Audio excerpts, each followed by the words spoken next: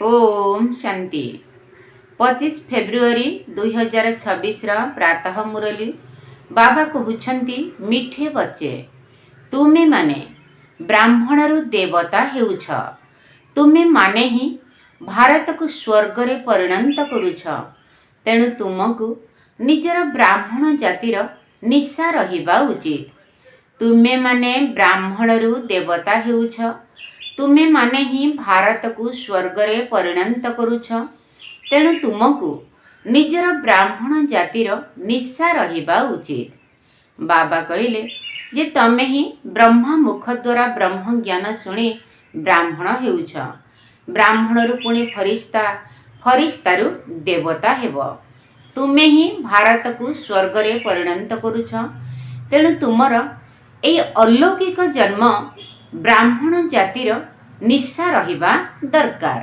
प्रश्न, सच्चा ब्राह्मण मानकर मुख्य लक्षण गुड़िक कौन होइथिबो? सच्चा ब्राह्मण मानकर मुख्य लक्षण गुड़िक कौन होइथिबो?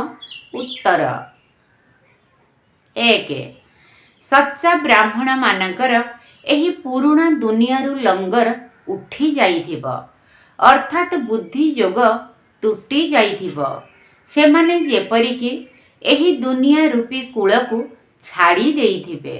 2 सच्चा ब्राह्मण सीए जे कि हातरे कर्म करुथिबे एवं बुद्धि रे सर्वदा बाबांकर स्मृति रे रहुथिबे, अर्थात कर्म योगी होइथिबे।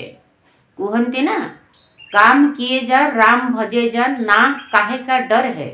इस नगरी में सब मुसाफिर, ना काहे का घर है। काम करी चलो राम भजी चलो, नथाऊ कहार डर। एही नगरी रे समस्ते यात्री अटंती, नाही एठिकार घर। 3 ब्राह्मण अर्थात कमल पुष्प समान पवित्र जीवन। 4 ब्राह्मण अर्थात सर्वदा आत्म अभिमानी हेबार पुरुषार्थ करुथिबा आत्मा। 5 ब्राह्मण अर्थात काम विकार रूपी महाशत्रु उपरे विजय प्राप्त करिथिबा आत्मा। ओम शांति। आत्मिक पिता आत्मिक संतान मानकु बुझाउछंती, पिला माने किए? एही ब्राह्मण माने। एक कथा केबे भी भूली जाओ नाही जे आमे ब्राह्मण देवता हेबाकु जाउछु। वर्ण गुड़ी को मध्य स्मृति रे रखिबाकु पड़ुछि। एठारे तुमे माने परस्पर केवल ब्राह्मण ही अट। ब्राह्मण मानकु ही बेहद्र पिता पढ़ाउछंती। एही ब्रह्मा पढ़ाउ नाहंती। शिव बाबा ब्रह्मा को द्वारा पढ़ाउछंती। ब्राह्मण मानकु ही पढ़ाउछंती। शूद्ररु ब्राह्मण हेबा बिना केही देवी देवता होई परिबे नाही। संपत्ति शिव बाबा ठारू ही मिली थाए। सेही शिव बाबा तो समस्तंकर पिता अटंती। एही ब्रह्मा को ग्रेट ग्रेट ग्रैंडफादर अर्थात आदि पिता कुहा जाए। लौकिक पिता तो समस्तंकर भिन्न भिन्न अटंती। पारलौकिक पिता को भक्ति मार्ग रे मने पकाई थांती। एबे तुमे पिला माने जानुछ जे ये ब्रह्मा हेले अलौकिक पिता, जहाँ को केही जानी नाहंती। जदियो ब्रह्मांकर मंदिर मध्य अछि। एठारे मध्य प्रजापिता आदि देवंकर मंदिर रहिछि। तांकु केही महावीर कहउछंती, दिल बाला मध्य कहउछंती। किंतु वास्तव रे दिल अर्थात हृदय अधीश्वर हेउछंती शिव बाबा। प्रजापिता आदि देव ब्रह्मा नुहंती। समस्त आत्मा मानकर सदा सुखदाता, खुशी करिबा वाला एकमात्र बाबा ही अटंती। तेणु दिल वाला ही हेले किए ना शिव बाबा। एक कथा मध्य केवल तुमे माने ही जानिछ। दुनिया रे तो मनुष्य किछि भी जानी नाहंती, तुच्छ बुद्धि अटंती ना। आमे ब्राह्मण माने ही शिव बाबांक ठारू संपत्ति नेउछे। तुमे मध्य एही कथा बारंबार भूली जाउछ। बाबा को मने पकाइबा बहुत सहज, किंतु जोग अक्षर सन्यासी माने कहउछंती ତୁମେ ତ ବାବାଙ୍କୁ ମନେ ପକାଉଛ। ଯୋଗ ସାଧାରଣ ଶବ୍ଦ ଅଟେ। ଏହାକୁ ଯୋଗ ଆଶ୍ରମ ମଧ୍ୟ କୁହାଯିବ ନାହିଁ, କାହିଁକି ନା ପିଲାମାନେ ଏବଂ ପିତା ଏକତ୍ର ଅଛନ୍ତି। ପିଲାମାନଙ୍କର କର୍ତ୍ତବ୍ୟ ହେଲା ବେହଦର ପିତାଙ୍କୁ ମନେ ପକାଇବା। ଆମେ ବ୍ରାହ୍ମଣ ଅଟୁ, ପିତାଙ୍କ ଠାରୁ ସମ୍ପତ୍ତି ବ୍ରହ୍ମାଙ୍କ ଦ୍ୱାରା ନେଉଛୁ। ସେଥିପାଇଁ ଶିବ ବାବା କହୁଛନ୍ତି, ଯେତେ ଦୂର ସମ୍ଭବ ବାବାଙ୍କୁ ମନେ ପକାଅ। ଚିତ୍ର ମଧ୍ୟ ପାଖରେ ରଖ, ତେବେ ସ୍ମୃତି ରହିବ। ମୁଁ ବ୍ରାହ୍ମଣ ଅଟେ, ବାବାଙ୍କ ଠାରୁ ସମ୍ପତ୍ତି ନେଉଛି। ବ୍ରାହ୍ମଣମାନେ କେବେ ନିଜର ଜାତିକୁ ଭୁଲନ୍ତି ନାହିଁ। ଲୌକିକ ବ୍ରାହ୍ମଣମାନେ ତ ଆମେ ହେଲେ ଅଲୌକିକ ସର୍ବଶ୍ରେଷ୍ଠ ସର୍ବୋତ୍ତମ ବ୍ରାହ୍ମଣ ପରମାତ୍ମାଙ୍କ ରଚନା। ତୁମେ ଶୂଦ୍ରମାନଙ୍କ ସଙ୍ଗରେ ରହିବା କାରଣରୁ ବ୍ରାହ୍ମଣ ପଣିଆ ଭୁଲି ଯାଉଛ। ବ୍ରାହ୍ମଣ ତ ଦେବତାମାନଙ୍କ ଠାରୁ ମଧ୍ୟ ଶ୍ରେଷ୍ଠ ଅଟନ୍ତି, କାରଣ ତୁମେ ବ୍ରାହ୍ମଣମାନେ ଜ୍ଞାନବାନ ଅଟ। ଭଗବାନଙ୍କୁ ସର୍ବଜ୍ଞାତା କହୁଛନ୍ତି, କିନ୍ତୁ ତାର ଅର୍ଥ କେହି ଜାଣିନାହାନ୍ତି। ଏପରି ନୁହେଁ ଯେ ସମସ୍ତଙ୍କର ମନ ଭିତରେ କ'ଣ ଅଛି ତାକୁ ଜାଣୁଛନ୍ତି। ନା, ତାଙ୍କୁ ସୃଷ୍ଟିର ଆଦି ମଧ୍ୟ ଅନ୍ତର ଜ୍ଞାନ ଜଣା ଅଛି। ସିଏ ବୀଜ ରୂପ ଅଟନ୍ତି। କଳ୍ପ ବୃକ୍ଷର ଆଦି ମଧ୍ୟ ଅନ୍ତକୁ ଜାଣିଛନ୍ତି। ତେବେ ଏଭଳି ପିତାଙ୍କୁ ବହୁତ ମନେ ପକାଇବାକୁ ପଡ଼ିବ। ୟାଙ୍କର ଆତ୍ମା ମଧ୍ୟ ସେହି ବାବାଙ୍କୁ ମନେ ପକାଉଛି। ବ୍ରହ୍ମାଙ୍କର ଆତ୍ମା ସେହି ବାବା କହୁଛନ୍ତି, ଏହି ବ୍ରହ୍ମା ମଧ୍ୟ ମୋତେ ମନେ ପକାଇଲେ ଏହି ନାରାୟଣ ପଦ ପାଇବେ। ତୁମେମାନେ ମଧ୍ୟ ମୋତେ ମନେ ପକାଇଲେ ଯାଇ ଉଚ୍ଚ ପଦ ପାଇବ। ପ୍ରଥମେ ତୁମେ ଅଶରୀରୀ ହୋଇ ଆସିଥିଲ, ପୁଣି ଅଶରୀରୀ ହୋଇ ଫେରି ଯିବାକୁ ହେବ। ଆଉ ସମସ୍ତେ ତୁମକୁ ଦୁଃଖ ଦେଉଛନ୍ତି, ତେଣୁ ସେମାନଙ୍କୁ କାହିଁକି ମନେ ପକାଇବ? ଯେବେକି ମୁଁ ତୁମକୁ ମିଳିଯାଇଛି, ତୁମକୁ ନୂଆ ଦୁନିଆକୁ ନେଇ ଯିବା ପାଇଁ ଆସିଛି, ସେଠାରେ କୌଣସି ଦୁଃଖ ନଥାଏ। ତାହା ହେଲା ଦୈବୀ ସମ୍ବନ୍ଧ। ଏଠାରେ ପ୍ରଥମେ ଦୁଃଖ ମିଳିଥାଏ ସ୍ତ୍ରୀ ପୁରୁଷର ସମ୍ବନ୍ଧରୁ, କାରଣ ସେମାନେ ବିକାରୀ ହୋଇଥାନ୍ତି। ବାବା କହିଲେ ଏଠି ପ୍ରଥମ ଦୁଃଖ ହେଲା କାମ ବିକାର, ସ୍ତ୍ରୀ ପୁରୁଷର ସମ୍ବନ୍ଧ। ତୁମକୁ ମୁଁ ବର୍ତ୍ତମାନ ସେହି ପବିତ୍ର ଦୁନିଆର ଯୋଗ୍ୟ କରୁଛି, ଯେଉଁଠି ବିକାରର କଥା ନଥାଏ। ଏହି କାମ ବିକାର ମହାଶତ୍ରୁ ବୋଲି ଗାୟନ ଅଛି ନା, ଯାହାକି ଆଦି ମଧ୍ୟ ଅନ୍ତ ଦୁଃଖ ଦେଇଥାଏ। କ୍ରୋଧ ପାଇଁ ଏପରି କୁହାଯିବ ନାହିଁ ଯେ ଇଏ ଆଦି ମଧ୍ୟ ଅନ୍ତ ଦୁଃଖ ଦେଇଥାଏ। କାମ ବିକାରକୁ ଜିତିବାକୁ ହେବ, ତାହା ହିଁ ଆଦି ମଧ୍ୟ ଅନ୍ତ ଦୁଃଖ ଦେଇଥାଏ। ମନୁଷ୍ୟକୁ ପତିତ କରିଦିଏ। ପତିତ ଅକ୍ଷର କାମ ବିକାର ପାଇଁ ହିଁ କୁହାଯାଏ। ଏହି ଶତ୍ରୁ ଉପରେ ବିଜୟ ପ୍ରାପ୍ତ କରିବାକୁ ହେବ। ତୁମେ ଜାଣିଛ, ଆମେ ସ୍ୱର୍ଗର ଦେବୀ ଦେବତା ହେବାକୁ ଯାଉଛୁ। ଯେ ପର୍ଯ୍ୟନ୍ତ ଏହି କଥା ଉପରେ ନିଶ୍ଚୟ ହୋଇନାହିଁ, ସେ ପର୍ଯ୍ୟନ୍ତ କିଛି ପାଇପାରିବ ନାହିଁ। ବାବା ବୁଝାଉଛନ୍ତି, ପିଲାମାନଙ୍କୁ ମନ ବଚନ କର୍ମରେ ସଠିକ୍ ଭାବରେ ଚାଲିବାକୁ ହେବ, ପରିଶ୍ରମ କରିବାକୁ ହେବ। ଦୁନିଆରେ ଏକଥା କାହାକୁ ବି ଜଣା ନାହିଁ ଯେ ତୁମେ ଭାରତକୁ ସ୍ୱର୍ଗରେ ପରିଣତ କରୁଛ। ଆଗକୁ ଗଲେ ବୁଝିଯିବେ।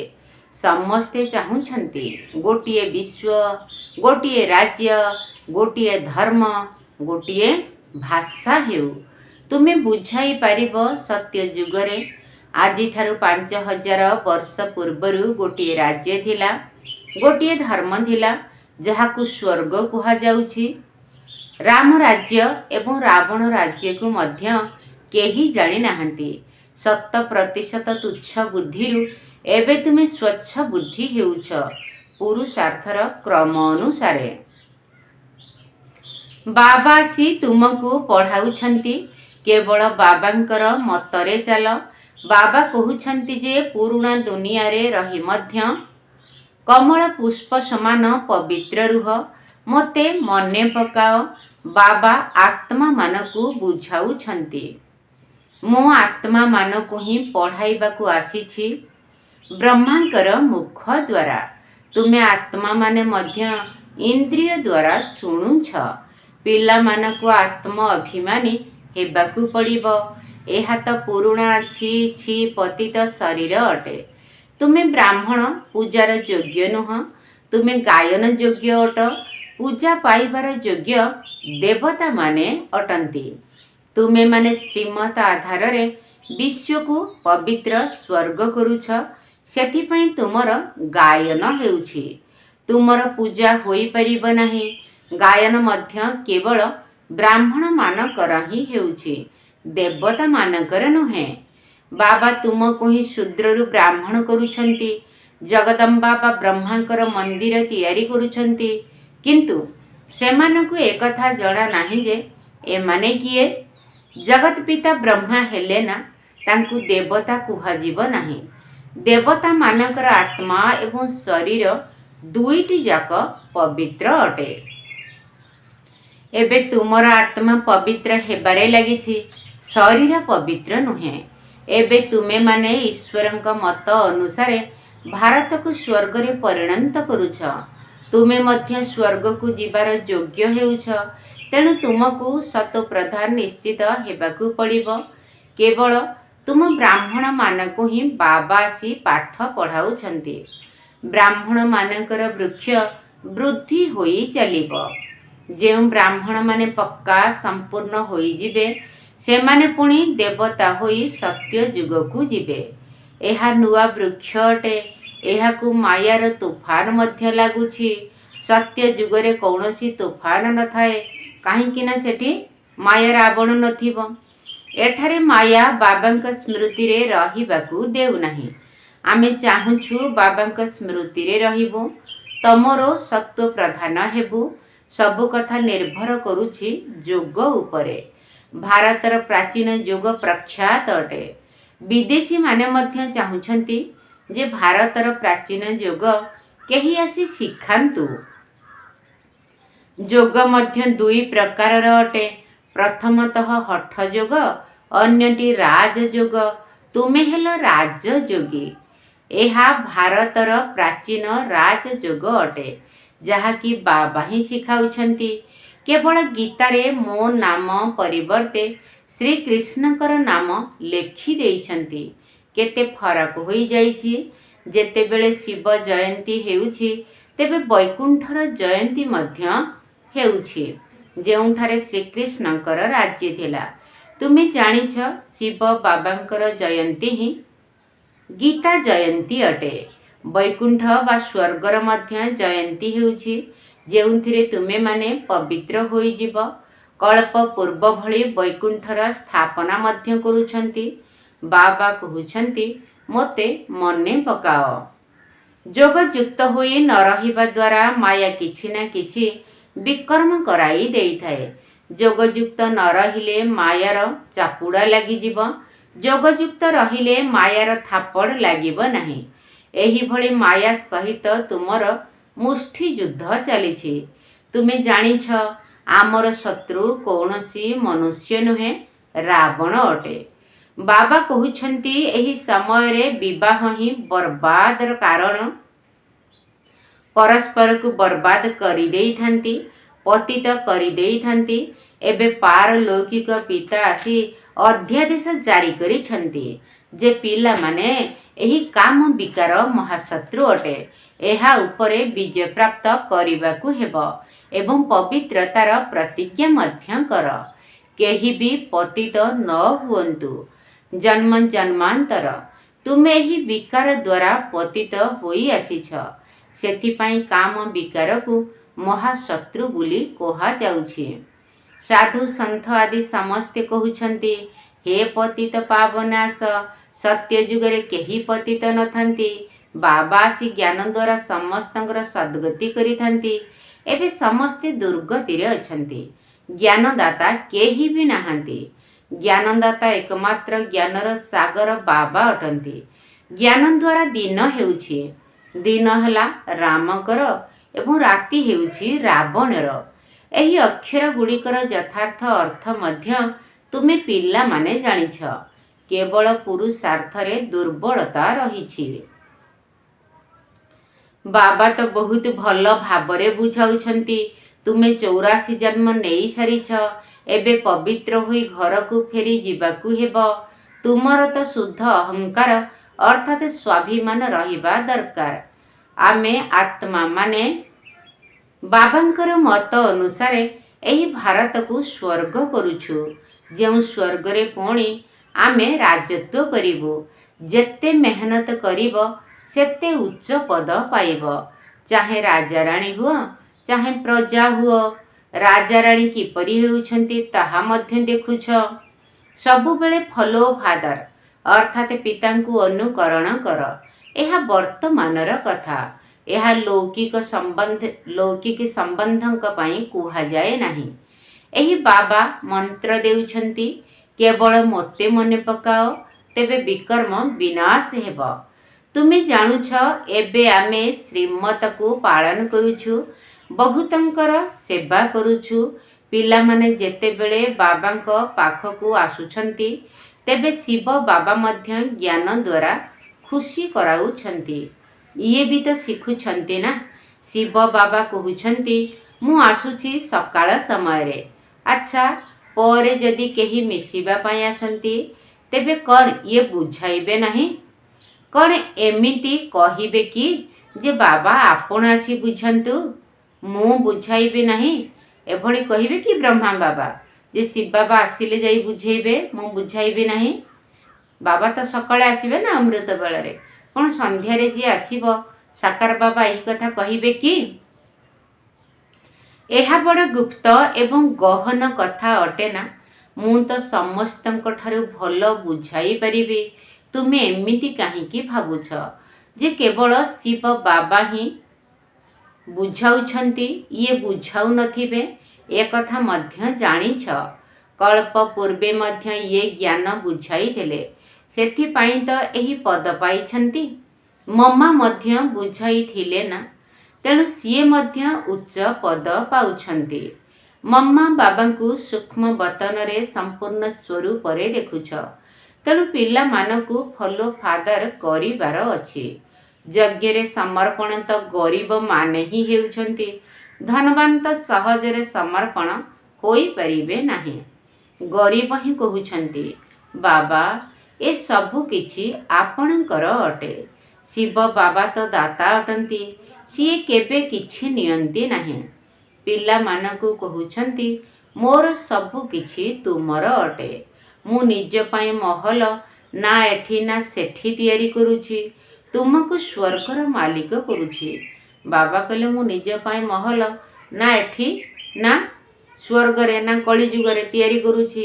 ଏବେ ଏହି ଜ୍ଞାନ ରତ୍ନ ଦ୍ୱାରା ନିଜର ବୁଦ୍ଧି ରୂପୀ ଝୁଲା ଭରିବାର ଅଛି।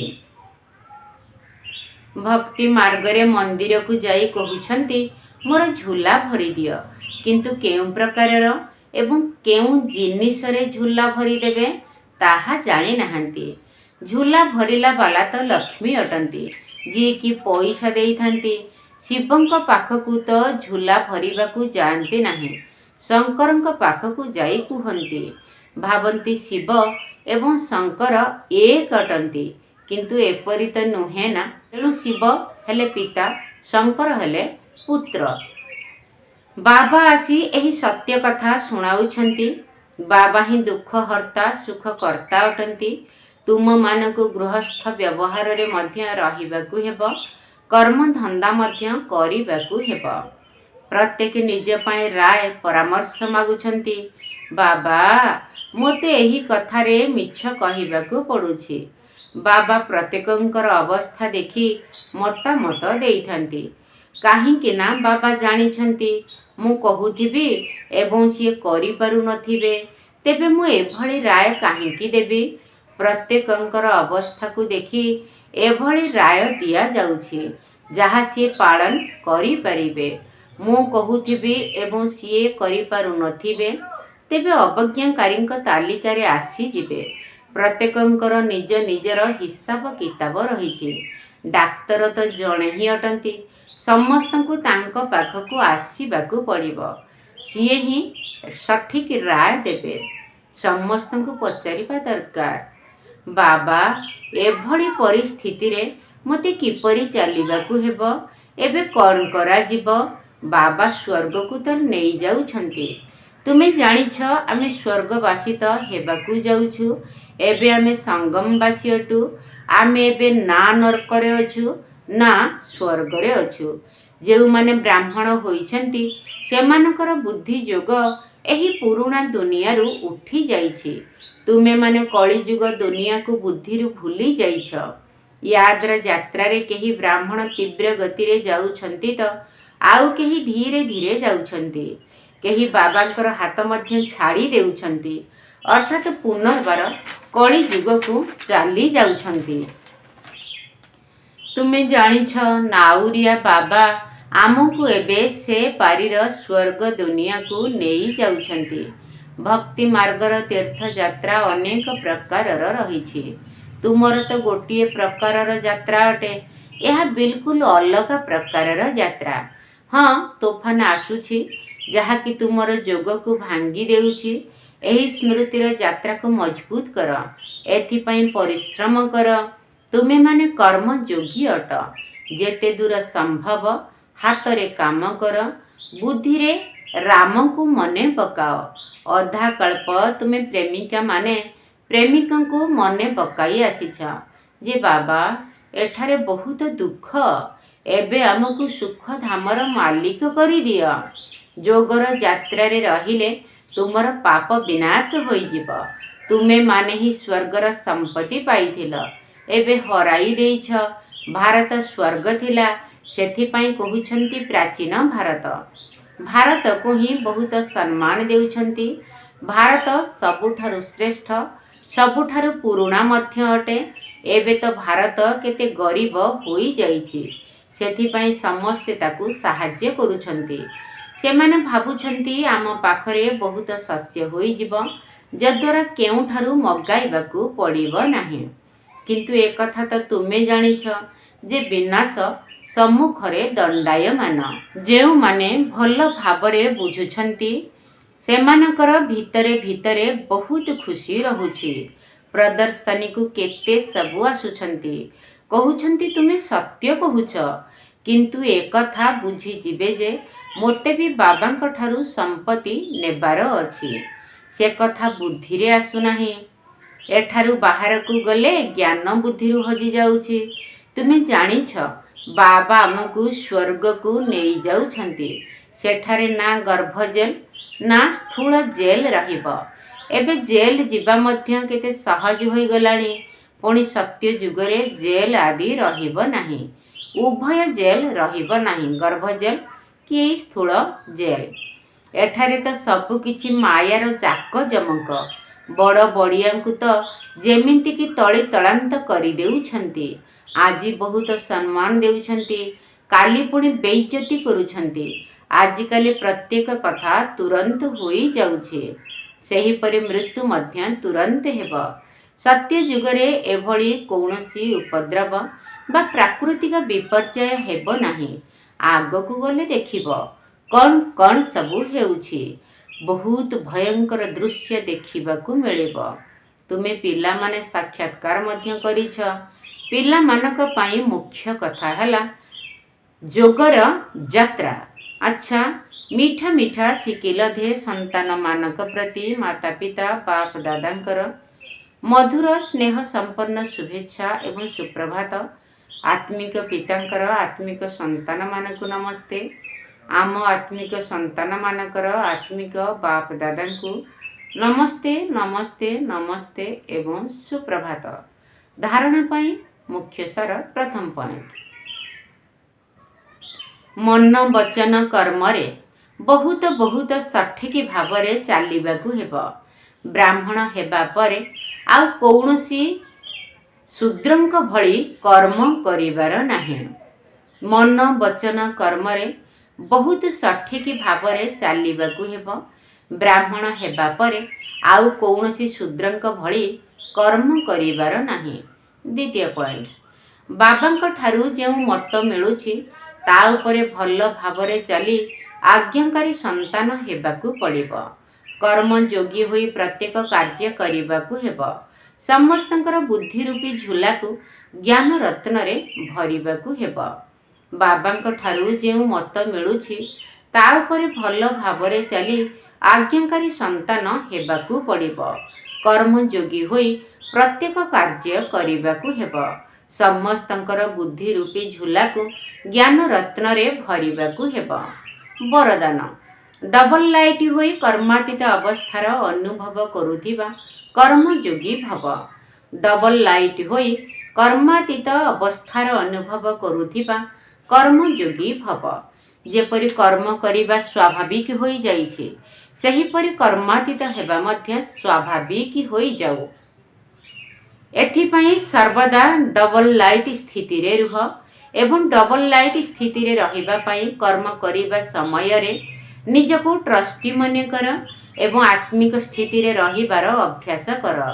ଏହି ଦୁଇଟି କଥା ପ୍ରତି ଧ୍ୟାନ ଦେଲେ ଗୋଟିଏ ସେକେଣ୍ଡ ଭିତରେ କର୍ମାତୀତ ଏବଂ ଗୋଟିଏ ସେକେଣ୍ଡ ଭିତରେ କର୍ମଯୋଗୀ ହୋଇପାରିବ। ନିମିତ୍ତ ମାତ୍ର କର୍ମ କରିବା ପାଇଁ କର୍ମଯୋଗୀ ହୁଅ, ତାପରେ ପୁଣି କର୍ମାତୀତ ଅବସ୍ଥାର ଅନୁଭବ କର। ସ୍ଲୋଗାନ। ଯେଉଁମାନଙ୍କର ହୃଦୟ ବିଶାଳ ଅଟେ, ସେମାନଙ୍କ ପାଇଁ ଅସମ୍ଭବ କାର୍ଯ୍ୟ ମଧ୍ୟ ସମ୍ଭବ ହୋଇଯାଏ। ଯେଉଁମାନଙ୍କର ହୃଦୟ ବିଶାଳ ଅଟେ, ସେମାନଙ୍କ ପାଇଁ ଅସମ୍ଭବ କାର୍ଯ୍ୟ ମଧ୍ୟ ସମ୍ଭବ ହୋଇଯାଏ। ଅବ୍ୟକ୍ତ ଇଶାରା। ଏକତା ଏବଂ ବିଶ୍ୱାସର ବିଶେଷତା ଦ୍ୱାରା ସଫଳତା ସମ୍ପନ୍ନ ହୁଅ। ତୁମ ଭିତରେ ଯେଉଁ ସବୁ ବିଶେଷତା ଗୁଡ଼ିକ ଅଛି, ସେଗୁଡ଼ିକୁ ସମ୍ମୁଖରେ ରଖ, ଦୁର୍ବଳତା ଗୁଡ଼ିକୁ ନୁହେଁ। ଏହାଦ୍ୱାରା ନିଜ ଉପରେ ବିଶ୍ୱାସ ରହିବ। ଯଦି ନିଜର ଦୋଷ ଦୁର୍ବଳତା ଗୁଡ଼ିକୁ ଅଧିକ ଚିନ୍ତନ କରିବ ନାହିଁ, ତେବେ ସର୍ବଦା ଖୁସିରେ ରହିବା ସହିତ ଆଗକୁ ଆଗକୁ ବଢ଼ି ଚାଲିବ। ବାସ୍ତବିକ ଭାବରେ ଅନେକ ଦେଶ, ଅନେକ ଭାଷା, ଅନେକ ପ୍ରକାରର ରୂପରଙ୍ଗ ଥିଲେ ମଧ୍ୟ ଅନେକତା ଭିତରେ ସମସ୍ତଙ୍କ ହୃଦୟରେ ଏକତା ରହିଛି ନା? କାରଣ ସମସ୍ତଙ୍କ ହୃଦୟରେ ଏକମାତ୍ର ବାବା ହିଁ ଅଛନ୍ତି ଏବଂ ସମସ୍ତେ ଏକମତ ଅର୍ଥାତ୍ ଶ୍ରୀମତରେ ଚାଲୁଛ। ଅନେକ ଭାଷାଭାଷୀ ହୋଇଥିଲେ ମଧ୍ୟ ସମସ୍ତଙ୍କର ମନର ଗୀତ ବା ମନର ଭାଷା ଏକ ଅଟେ। ଆଚ୍ଛା, ଓମ୍ ଶାନ୍ତି। ପାଞ୍ଚ ବିକାର ଅଧୀନରେ ଆତ୍ମା ହୋଇଛି ସୁପ୍ତ। ଦିବ୍ୟ ଜ୍ଞାନ ଦେଇ ସଙ୍ଗମେ ବାବା କରେ ଜାଗ୍ରତ। ପବିତ୍ରତା ବଳେ ହୋଇବା ଆମେ ବିଶ୍ୱରାଜନ। ଈଶ୍ୱରୀୟ ପାଠ ଅଟଇ ବୁଦ୍ଧିର ଯେ ଭୋଜନ। ସର୍ବୋତ୍ତମ ବୁଦ୍ଧିମାନ ଯେ ବାବା ପାରସନାଥ। ନିଜ ସମାନ କରୁଛନ୍ତି ଦେଇ ଜ୍ଞାନ ଅମୃତ। ଅବିନାଶୀ ସମ୍ପତ୍ତି ଦେଇ କରିଥାନ୍ତି ଦେବତା। ସର୍ବ ଆତ୍ମାଙ୍କୁ ସୁଖ ଦେଇ ହେବା ସୁଖ କରତା। ବିକାରକୁ ତ୍ୟାଗ କରିଲେ ରାଜ ଋଷି ହୋଇବ। ସଦ୍ଗତି ପ୍ରାପ୍ତ ହୋଇବ। ଶ୍ରୀମତରେ ଚାଲିବ। ଜ୍ଞାନକୁ ମନନ ଚିନ୍ତନ ଯିଏ ସର୍ବଦା କରେ। ଦିବ୍ୟ ଗୁଣ କରେ ଧାରଣ ଅବଗୁଣ ନ ଧରେ। ସଙ୍ଗମ ବ୍ରାହ୍ମଣ ସଂସ୍କାର ପରା ଅଟଇ ଖୁସି। ପ୍ରତିକୂଳ ପରିସ୍ଥିତିରେ ହୁଏ ନାହିଁ ଉଦାସୀ। ସର୍ବଶକ୍ତିମାନ